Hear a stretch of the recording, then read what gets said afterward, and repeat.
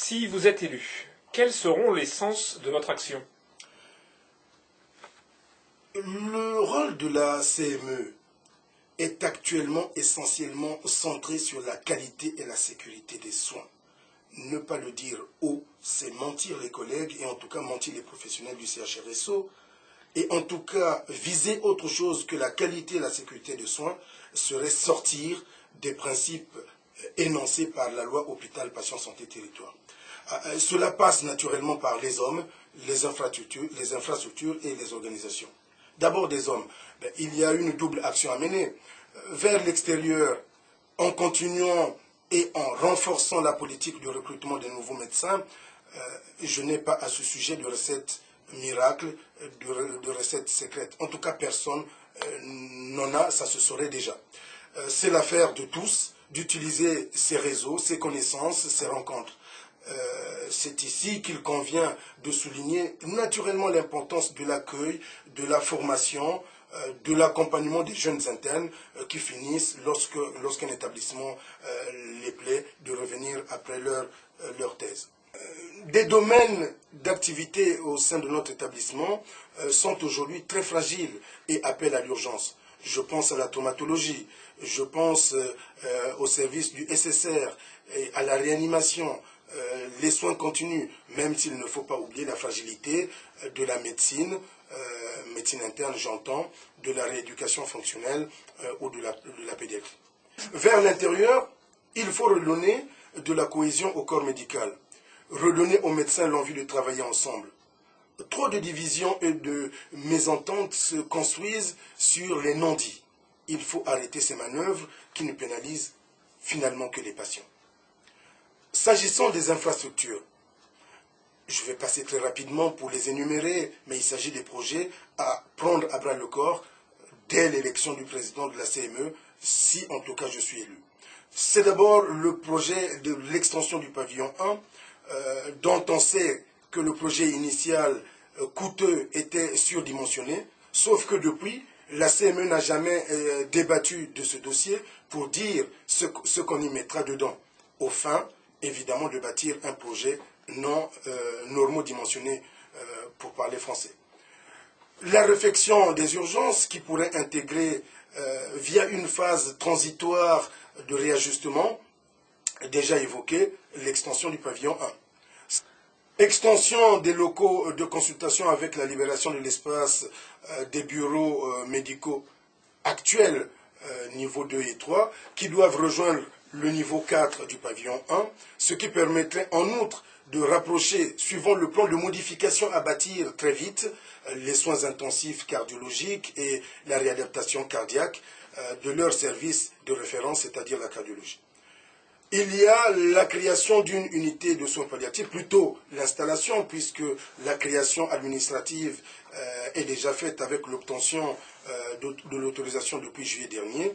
Ne se pose que la problématique de l'espace géographique. Il s'agit là non d'un projet qui est déjà dans les tuyaux, mais d'une réalisation en termes d'installation effective.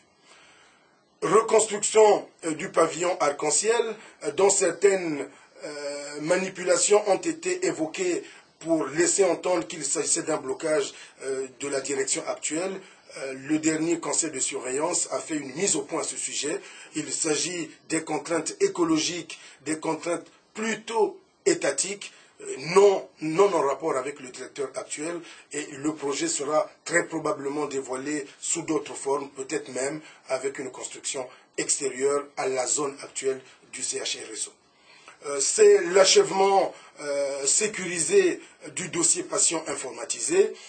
Il est en cours, même s'il ne faut pas masquer les problèmes de lenteur de l'outil, problèmes de lenteur qui ne sont pas liés ni au réseau, comme on a su le démontrer, ni à l'outil lui-même, mais plutôt à des éléments techniques qui, selon ce que nous savons aujourd'hui, devaient être résolus les semaines à venir.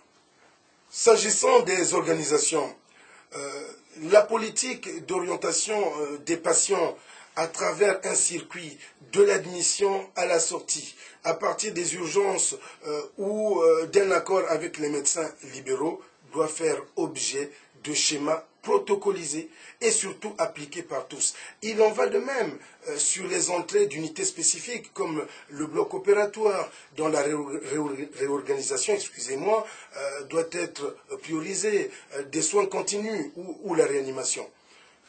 Enfin, pour terminer sur les possibles actions à mettre en œuvre les lendemains de l'élection, c'est la réflexion autour de la promotion des hospitalisations programmées, de la politique d'accès aux plateaux techniques, qu'il s'agisse de l'orientation en radiologie ou à d'autres plateaux techniques notamment, et enfin, l'orientation des patients vers les filières d'aval, c'est-à-dire le SSR, c'est-à-dire l'EHPAD, actuellement le pavillon arc-en-ciel.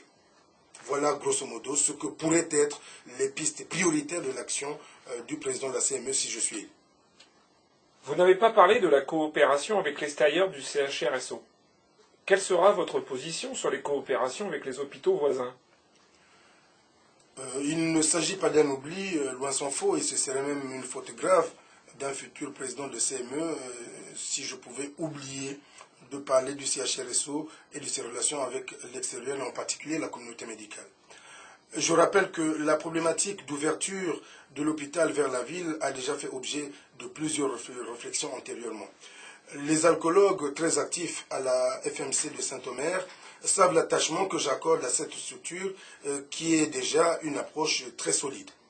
C'est une passerelle qui peut être et doit être utilisée, qui peut nous servir pour renforcer le lien et attirer les généralistes au CHRSO dans le suivi de leurs patients hospitalisés, dans l'organisation des journées médicales d'échange du CHRSO avec l'extérieur. Ceci est à bâtir et je m'y emploierai. Je terminerai naturellement par les hôpitaux voisins. Le SROS 3 et les orientations de Daniel Lenoir, notre directeur d'ARS, nous dictent un rapprochement en communauté hospitalière de territoire avec Calais et Dunkerque. C'est le sens de l'histoire. On ne pourra pas faire sans.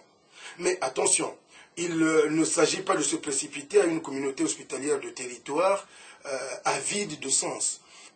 Au vu de certaines communautés hospitalières de territoire qui ont été installées à la qui-va-vite, sans essence, sans contenu, et qui sont restées vides, ne servent à rien jusqu'à ce jour. Il y a donc lieu de la préparer aux fins d'y arriver aux négociations avec les deux autres hôpitaux, à force, si ce n'est égal, du moins solide. Il est très curieux d'ailleurs que ceux qui hier encore, hostiles à l'idée de coopération avec Calais, puissent s'exciter à véhiculer l'idée selon laquelle les malveillants bloquerait la mise en place de la communauté hospitalière de territoire avec Calais et Dunkerque. Je ne parle pas d'Ursulalis qui est un allié naturel en matière de prise en charge dans notre territoire. En tout cas, pour tout dire, nous irons vers la communauté hospitalière de territoire en l'ayant préparée avant pour ne pas être surpris du contenu que pourront nous proposer nos collaborateurs d'ailleurs. Au terme de ce petit propos que j'ai voulu vous adresser sous forme de vidéo pour ne pas vous agacer avec de longs papiers à lire, je voulais vous dire qu'il est plus que temps de revenir un tout petit peu à la cohésion médicale en mettant nos égos à côté et en évitant des manœuvres de manipulation pour laisser croire qu'il y a des méchants qui peuvent ne pas s'entendre avec la direction, qu'il y a des trop gentils et des trop bons qui se font manipuler par la direction. En tout cas, j'ai déjà donné la preuve par le passé de ma solidité et morale et psychologique. Et d'ailleurs, pour tenir cette candidature jusqu'ici, il a fallu avoir du courage. J'espère que vous me ferez confiance.